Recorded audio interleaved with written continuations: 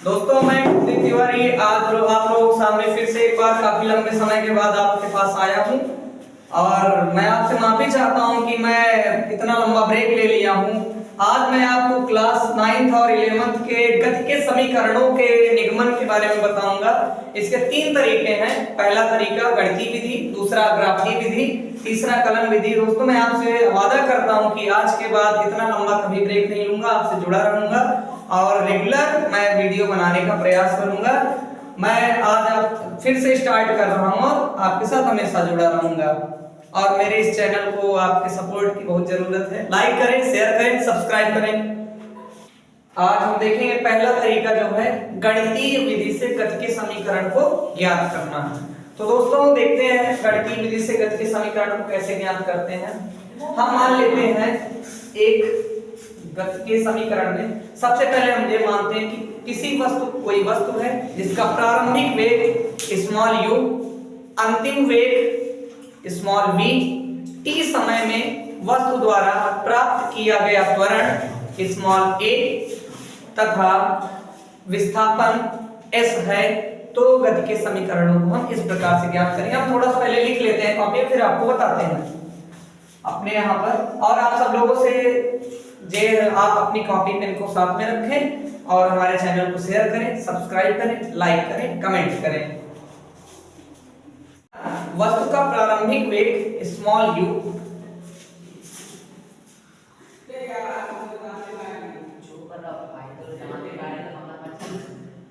वस्तु का प्रारंभिक वेग स्मॉल u, अंतिम वेग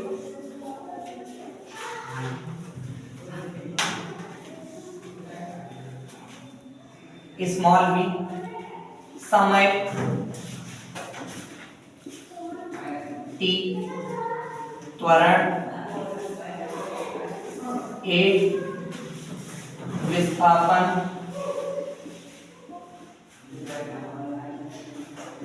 स्मॉल s है। ऐसा हम लिख लेते हैं। फिर उसके बाद हम देखते हैं गति का प्रथम समीकरण हमको कैसे प्रूफ करना है। दोस्तों हमने त्वरण की परिभाषा पढ़ रखी है। त्वरण होता है किसी वस्तु के वेग में परिवर्तन की दर को हम त्वरण कहते हैं, अर्थात त्वरण बराबर वेग परिवर्तन बटे समय अंतराल। तो हम पहले गति के प्रथम समीकरण को प्रूफ करेंगे, उसके बाद हम क्रम से द्वितीय और तृतीय समीकरण को सिद्ध करेंगे। तो हम पहले यहां पर लिख लेते हैं प्रथम समीकरण। प्रथम समीकरण यहां से हम त्वरण की परिभाषा से लिखेंगे। त्वरण की परिभाषा से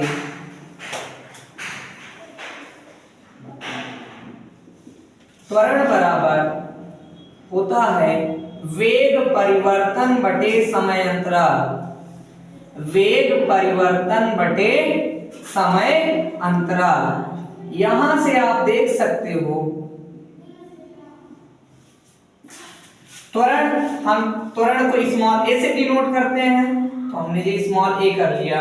वेग परिवर्तन हमारा कहां से u से v हुआ है, अर्थात हम v से u को घटा देंगे तो हमारा ये क्या मिल जाएगा, वेग परिवर्तन। और समय अंतराल को हम कर देते हैं t-0। यहां से आपको ये क्या मिल जाएगा, v माइनस u अपॉन में t। t इधर दोस्तों भाग में है, बराबर के जब इस साइड आ जाएगा तो ये हो जाएगा गुणे में, a गुणे t बराबर v माइनस u। यहां से देख सकते हैं आप ये क्या हो जाएगा, माइनस u जब बराबर के अपोजिट साइड आएगा तो इसका चिन्ह बदल जाएगा, ये हो जाएगा प्लस u और यहां से ये प्लस at बराबर v या v बराबर u प्लस at। दोस्तों ये रहा हमारा गति का प्रथम समीकरण। अब इसके बाद हम देखेंगे गति का द्वितीय समीकरण। आप लोग इसको नोट कर लीजिए अपने पेन कॉपी में, रफ कॉपी में नोट कर लीजिए। अब देखते हैं गति का द्वितीय समीकरण। तो यहाँ देखिए हम यहाँ पर कर देते हैं गति का द्वितीय समीकरण। गति का द्वितीय समीकरण तो यहां देखते हैं दोस्तों क्या हो जाएगा, आपने पढ़ के रखा है औसत चाल, ये कहां से प्रूफ होगा, औसत चाल की परिभाषा। औसत चाल क्या होता है दोस्तों, औसत चाल कुल दूरी तथा उसमें लगने वाले कुल समय का अनुपात होता है। क्या होता है, कुल दूरी तथा उसमें लगने वाले कुल समय का अनुपात होता है। तो हम यहाँ पर लिख लेंगे औसत चाल का जो फार्मूला होता है वो हम कर लेंगे, औसत चाल बराबर कुल दूरी बटे कुल समय, कुल दूरी बटे कुल समय। यहां से आप देखेंगे तो ये आपको इस तरह से औसत चाल क्या है हमारा, यहां से देखिए पहले इसका प्रारंभिक वेग या चाल u है, अंतिम वेग या चाल हमारी क्या है, v है। अगर हम इसका औसत निकालेंगे तो ये क्या हो जाएगा, u प्लस v अपॉन 2। कुल दूरी मतलब हमने क्या मान के रखा है, s है, कितनी है, s है, और समय कितना है, समय आपका t है।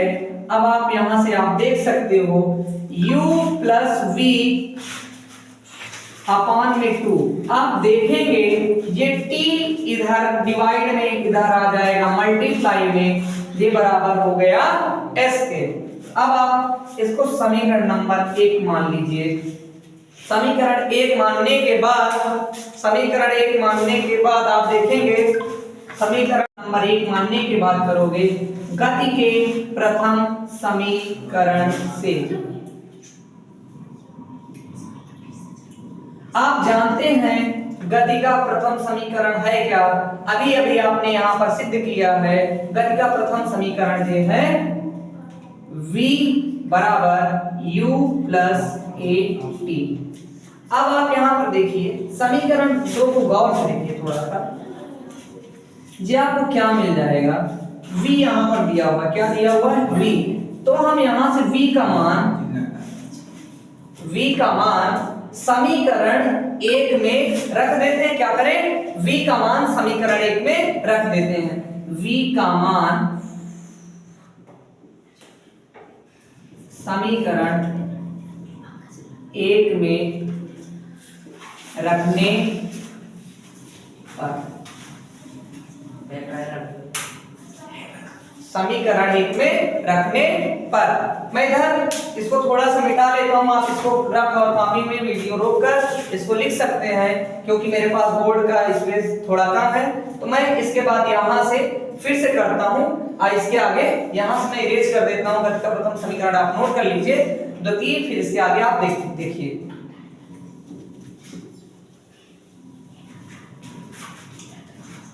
रुक,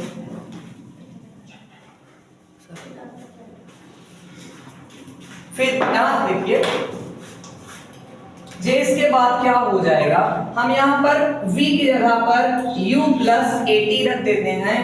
तो ये क्या मिल जाएगा हमको, देखिए दोस्तों, u प्लस v की जगह पर हम रख देते हैं u प्लस at। v की जगह पर क्या कर देंगे, u प्लस at इंटू में t अपॉन में क्या है, 2 है, 2 कर देंगे, एंड इज इक्वल्स टू ये क्या मिल जाएगा, s। अब आप यहां देखिए, यहां पर देखिए u और u जुड़कर कितने u हो जाएंगे, 2u हो जाएंगे, 2u। और यहां से ये क्या हो गया, at, और ये ब्रैकेट में बाहर गुणे में क्या लिखा हुआ है, t। अब आप यहां देख सकते हैं t का अंदर हम मल्टीप्लाई कर देते हैं, क्या हो जाएगा, 2ut plus at square upon में 2 इज इक्वल्स टू s।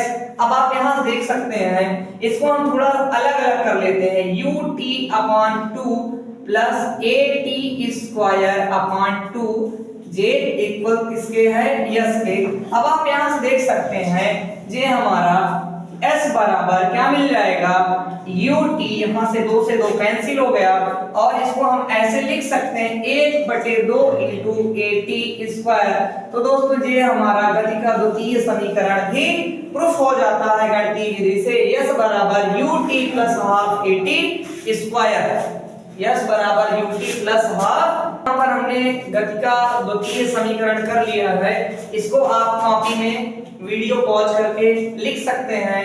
और इसके आगे हम देखेंगे गति का तीसरा समीकरण। देखते हैं गति का तीसरा समीकरण हम इसको कैसे करेंगे। इसको मैं थोड़ा सीरियस कर देता हूं।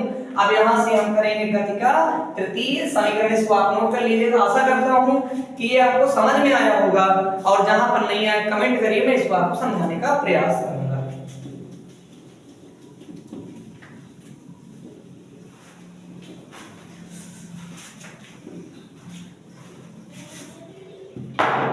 गति का तृतीय समीकरण।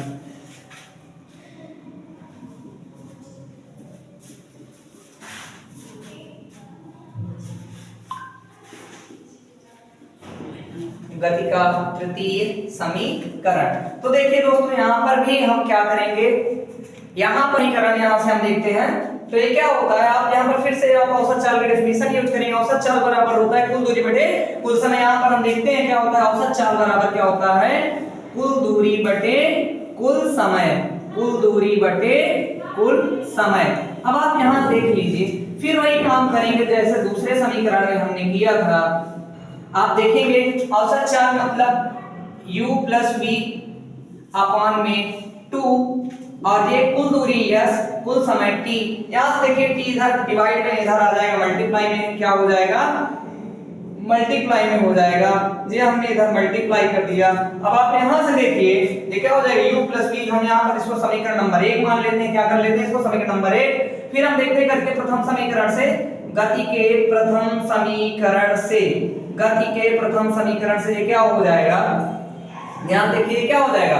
गति का प्रथम समीकरण है क्या, v बराबर u प्लस at। v बराबर क्या है, u प्लस at। यहां देखिए प्लस u इधर आ जाएगा, क्या हो जाएगा, minus u is equals to 80, and a इधर क्या है, मल्टीप्लाई में इधर आ जाएगा, डिवाइड में क्या हो जाएगा, डिवाइड में। Equation number 2। यहां से हम क्या करेंगे, t का मान समीकरण 2 से समीकरण 1 में रखने पर क्या करेंगे, समीकरण 2 से t का मान समीकरण 1 में रखने पर, हम इसको थोड़ा सा लिख लेते हैं। समीकरण 2 से t का मान समीकरण 1 में रखने पर, समीकरण 1 में रखने पर यहां से रख देंगे तो आपको मिल क्या जाएगा। देखिए यहां हमारा समीकरण नंबर फर्स्ट क्या है, u plus v upon 2 into में t इक्वल्स टू s। यहां देखिए ये क्या हो जाएगा, u प्लस v अपॉन 2, और यहां से t के प्लेस पर हम रिप्लेस कर देंगे किससे, v minus u upon a, v minus u upon a।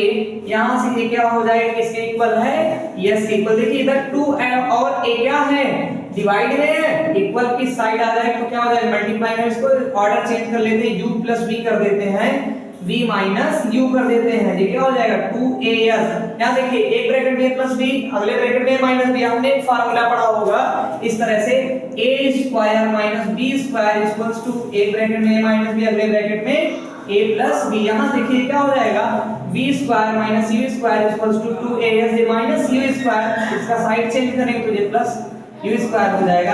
तो दोस्तों ये देखिए हमारा गणितीय विधि से जो आप क्लास 9 में पढ़ते हैं, गति के तीनों समीकरण का निगमन हमने करवा दिया है।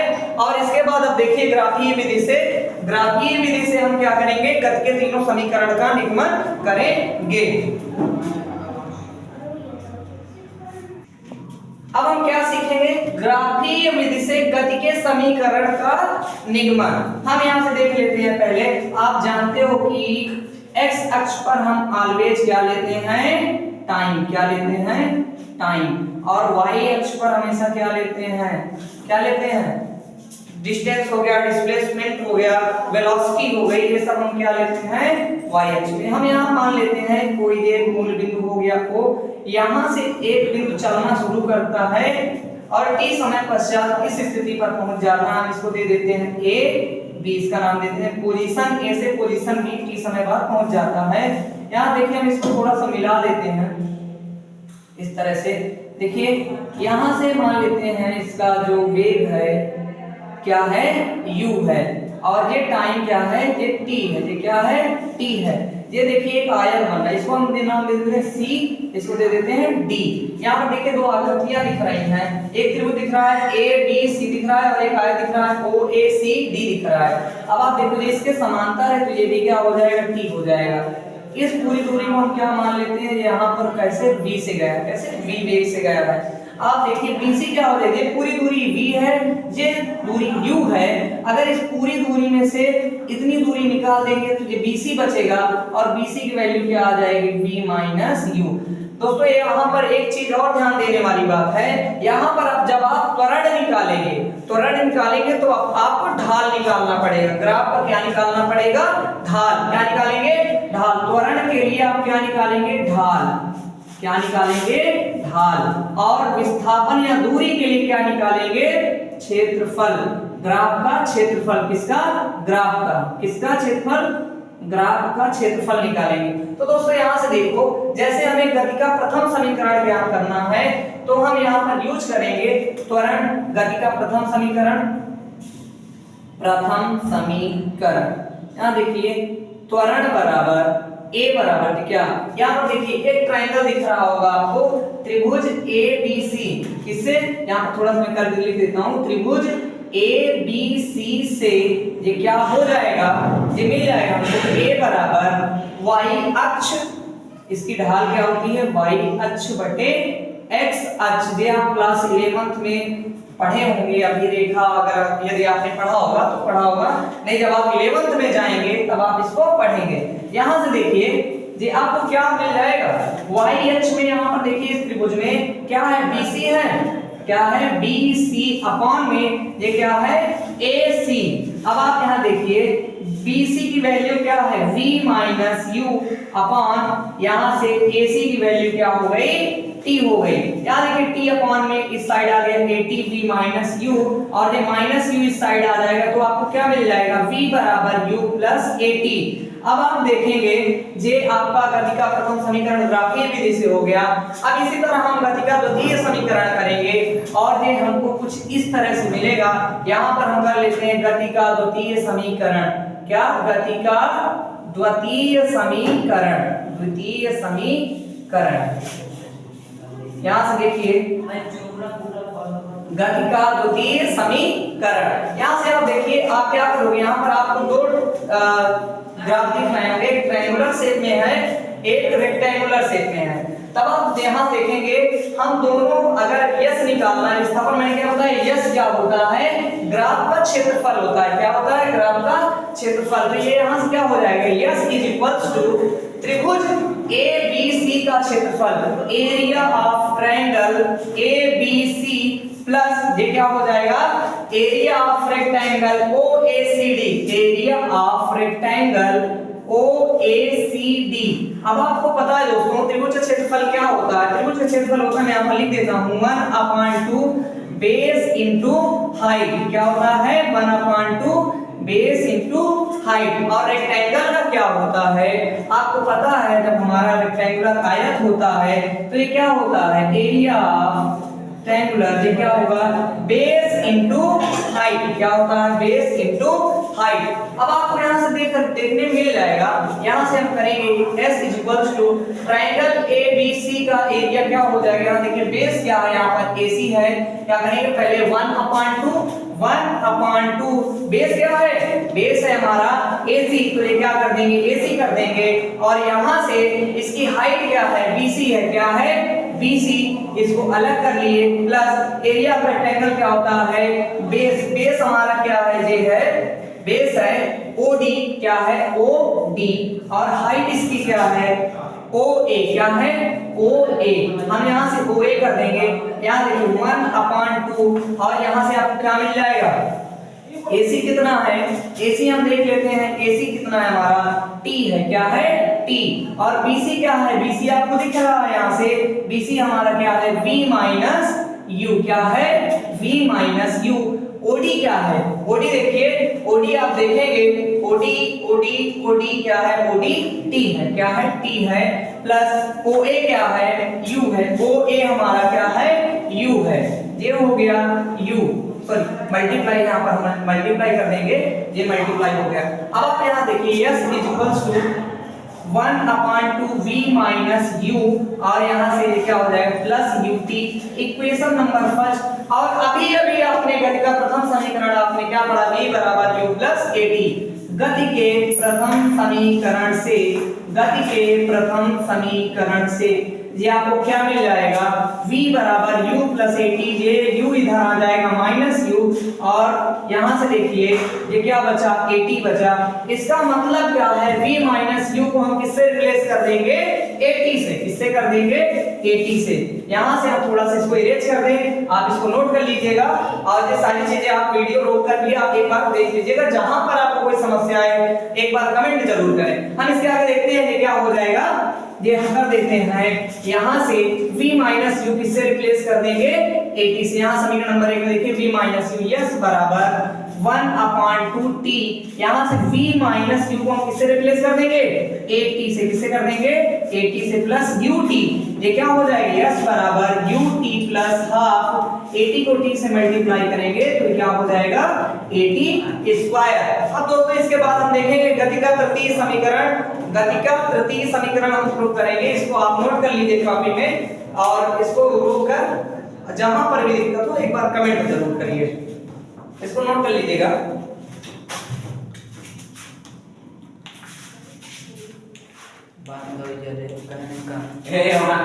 शांत रहना, शोर बहुत मचा रहा है, वीडियो बन गई। करने के बाद हम देखेंगे गति के तृतीय समीकरण का निगमन। यहां से मैं इसको पहला मिटा देता हूं, दूसरा आप नोट कर लीजिए। अब तीसरा देखिए, मैं इसको इरेज कर देता हूं। इस ग्राफ की हमको अभी भी जरूरत पड़ेगी, हम इस ग्राफ को नहीं मिटाएंगे। इस ग्राफ की हमको अभी भी जरूरत पड़ेगी, इसको हम नहीं मिटाएंगे। क्या देखिए,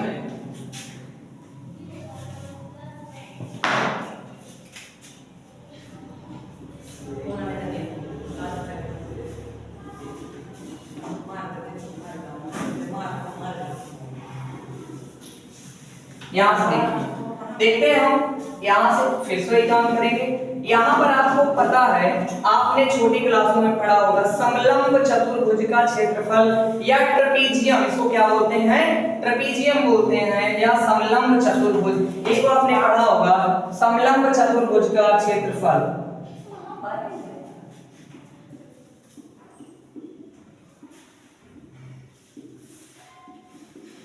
यहां से हम देख लेते हैं क्या होता है, 1/2 क्या होता है, 1/2 समांतर भुजाओं का योगफल। यहां से आप देखेंगे समांतर भुजा OA और BD है, इनका योगफल कर देंगे, समांतर भुजाओं का योग गुणे ऊंचाई। क्या करते हैं, समांतर भुजाओं का योगफल गुणे ऊंचाई।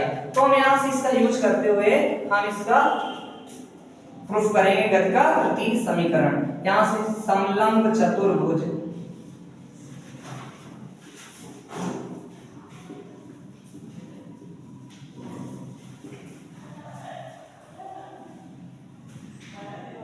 OACD का क्षेत्रफल। यहां से देखिए क्या हो जाएगा, S = 1/2। इसमें समांतर भुजाओं का योग, इसकी समांतर OA के समांतर BD, इनका योगफल गुणे ऊंचाई। ऊंचाई आप देखिए यहां पर आपको क्या दिख रहा है, ये क्या है, OD, क्या है, OD। अब आप यहां से देखिए, यहां से हम इसके आगे थोड़ा सा S = क्या हो जाएगा, 1/2 OA देखिए क्या है, U, क्या है, U है। OA हो गया स्मॉल u, और BD क्या हो गया, ये यहां से पूरा यहां तक की दूरी क्या हो गई, लंबाई क्या है, V हो गई।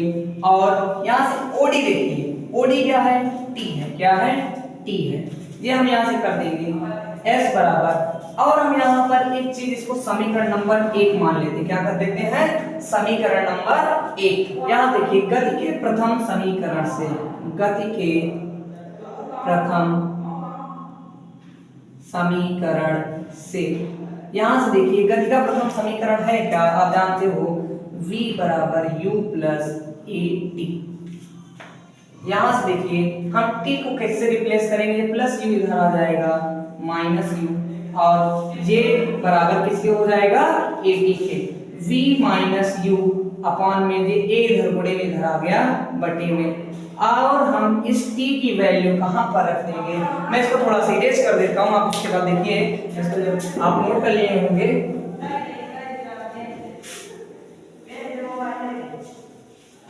ध्यान दीजिए, यहां से हम t को रिप्लेस कर देंगे v minus u upon a से, तो ये आ जाएगा s equals to 1/2 v plus u into में v माइनस u, t को रिप्लेस कर दिए किससे, v minus u upon a से, तो ये हो गया। यहां देखिए 2 और a क्या है, इधर डिवाइड में इधर आ जाएंगे मल्टीप्लाई में, तो ये क्या हो जाएगा v प्लस u और ये v माइनस u।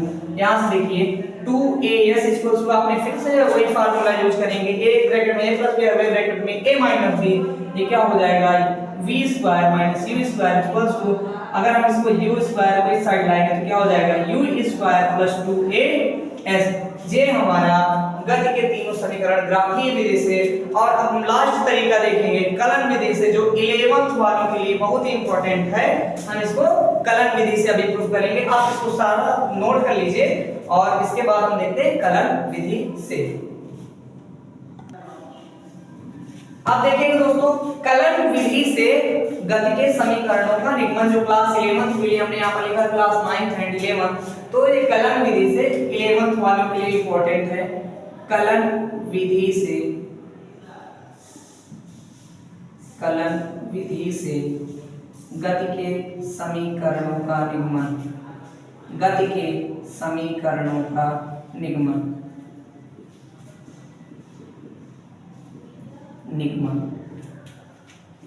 मैं इससे पहले बताने से पहले दो फार्मूले आपको बताना चाहूंगा जो बहुत इंपॉर्टेंट है, अभी हम इसको यूज करेंगे।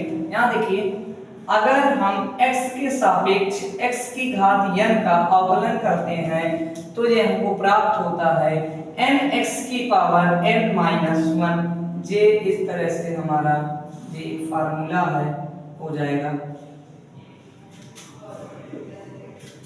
और दूसरा होता है, यदि हम x के सापेक्ष x की घात n का अवकलन करते हैं तो ये हमको मिल जाता है x की पावर n प्लस 1 अपॉन में n प्लस 1 प्लस c।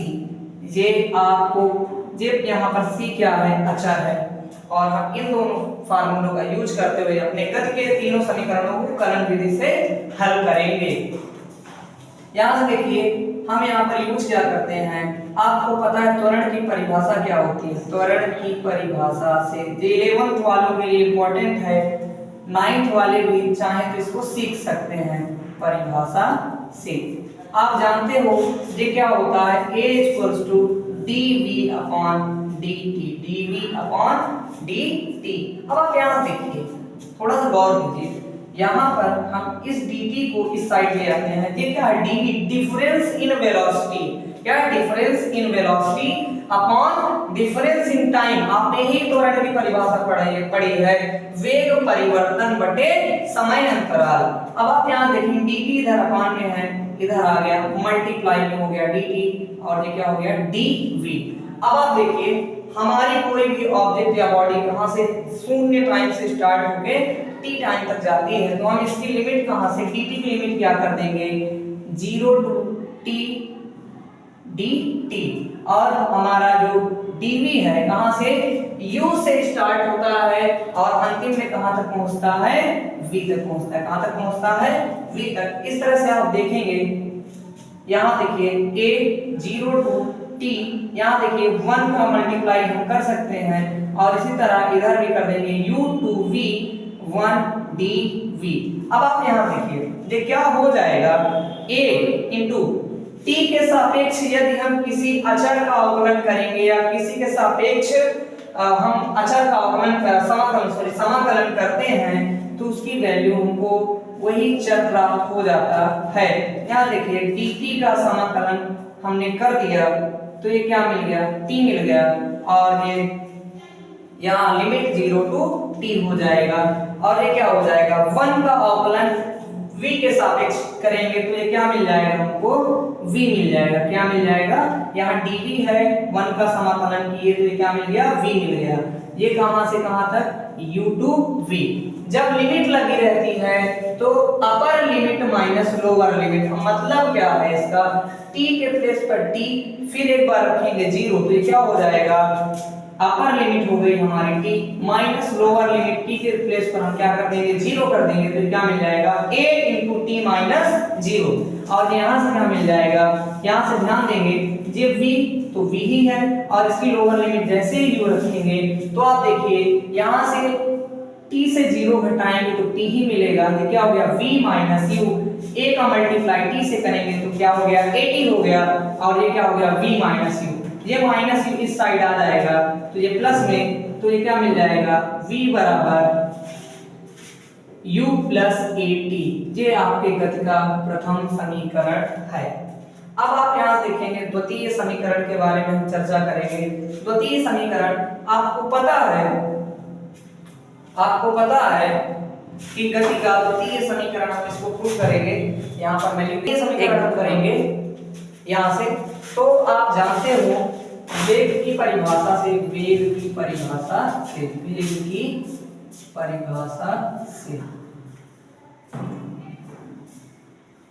यहाँ से ये क्या हो जाएगा v = ds अपॉन dt, यहाँ से क्या हो जाएगा v = dt, हम यहाँ पर कर देंगे ds। अब दोनों पक्षों में समाकलन करने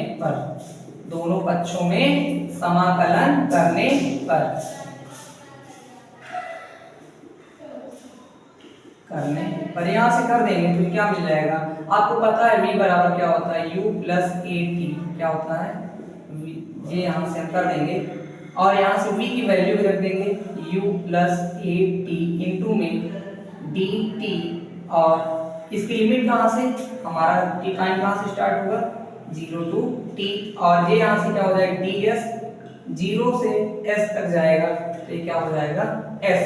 यहाँ देखिए हम क्या कर देते हैं, इसको थोड़ा सा अलग अलग कर लेंगे, u का मल्टीप्लाई dt के साथ ये क्या हो जाएगा u dt, और यहाँ से इसको फिर से अलग कर लेंगे 0 to t at dt, और ये क्या हो जाएगा 0 to s ds।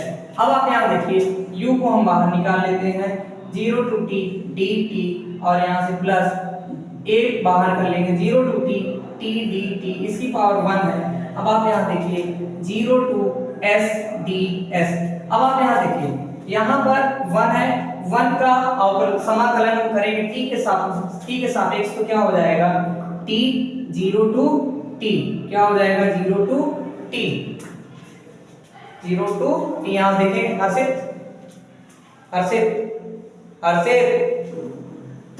0 to t, ये हमारा वीडियो एडिटर है हर्षित, ये t का हमारी लिमिट है 0 to t, और इसका जब करेंगे देखिए यहाँ पर x t की पावर 1, यहाँ पर फार्मूले पर फोकस करिए, जे x की पावर n था तो ये क्या हुआ सॉरी यहाँ पर समाकलन में हम देखते हैं जे x की पावर n था तो इसका समाकलन क्या हुआ x की पावर n+1 अपॉन में n+1। यहाँ पर देखेंगे t की पावर n, इसका ये क्या हो जाएगा t की पावर 1+1 अपॉन 1+1 0 to t, ये क्या हो जाएगा 0 to s ds, ये क्या हो जाएगा यहाँ से t माइनस 0 प्लस ये क्या हो जाएगा t² अपॉन 2 0 to t, और ये क्या हो जाएगा 1 है, यहाँ पर 1 का समाकलन s के सापेक्ष करेंगे तो ये s मिल जाएगा 0 to s, ये क्या हो जाएगा u से मल्टीप्लाई करेंगे t में 0 घटा देंगे तो ये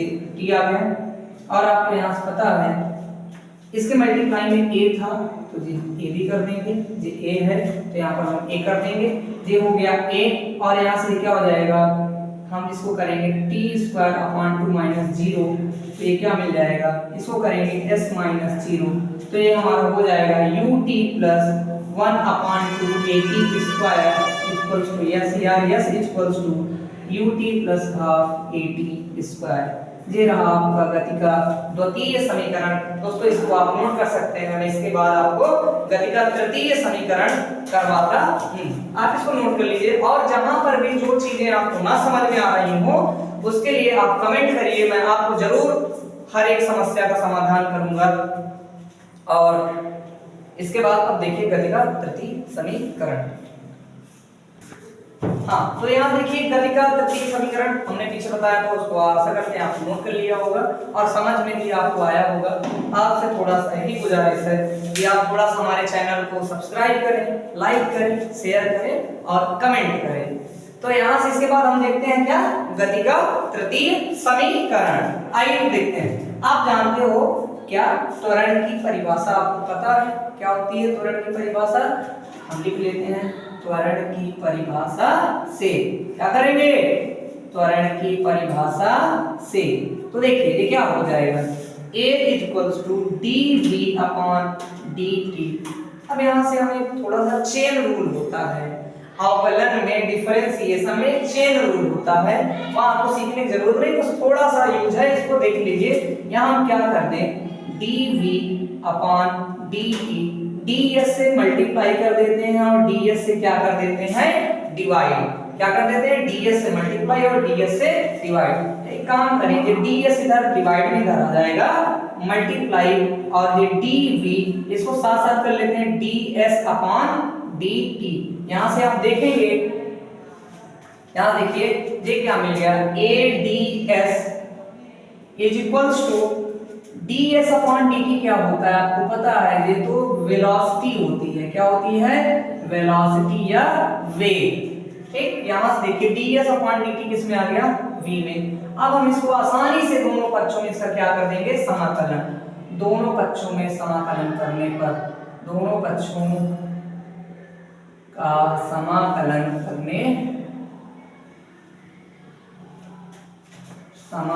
करने पर यहां से देखिए क्या हो जाएगा, a 0 to s लिमिट कहां से, ds। यहां से ये क्या हो जाएगा, u to v किसका, ds का, सॉरी dv। क्या है, dv। यहां देखिए क्या हो जाएगा, यहां पर 1 है तो हम क्या कर देंगे, इसका 1 का समाकलन s के सापेक्ष करेंगे तो ये क्या मिल जाएगा, s 0 to s। और ये क्या हो जाएगा, आपकी बुक में x दिया है तो आप s को x से रिप्लेस कर सकते हैं। यहां से देखिए ये क्या हो जाएगा, v की पावर 1। यहां पर देखिए x की पावर n है तो क्या हुआ था, x की पावर n+1/n+1। n के प्लेस पर कितना है, 1 है, और x के प्लेस पर v है, तब आपका ये क्या हो जाएगा फार्मूला, v की पावर 1+1/n 1+1। ये क्या हो जाएगा, v की पावर 1+1/1+1 और ये क्या हो जाएगा यहाँ से u to v। as-0 बराबर ये क्या हो जाएगा, v²/2 u to v। ये क्या हो जाएगा, यस। ये क्या हो जाएगा, यहाँ से हम लिमिट अप्लाई कर देते हैं तो ये क्या हो जाएगा, v²/2 u²/2। ये हमको मिल जाएगा as equals to v² - u² whole upon 2। ये 2as हो जाएगा, v² - u²। ये माइनस u² इधर आ जाएगा, प्लस u² 2as बराबर v² बराबर u² प्लस 2as। अब आप देखिए, आपका हमने तीनों तरीकों से गति के तीनों समीकरणों को प्रूफ करवा दिया है और इसको आप नोट कर लीजिएगा। और कहीं भी कोई समस्या हो आप एक बार कमेंट करिएगा, मैं आपके सभी समस्याओं का निवारण जरूर करूंगा। आप मेरे चैनल को लाइक करें, शेयर करें, सब्सक्राइब करें। धन्यवाद। आशा करता हूं और आपको ये समझ में आया होगा।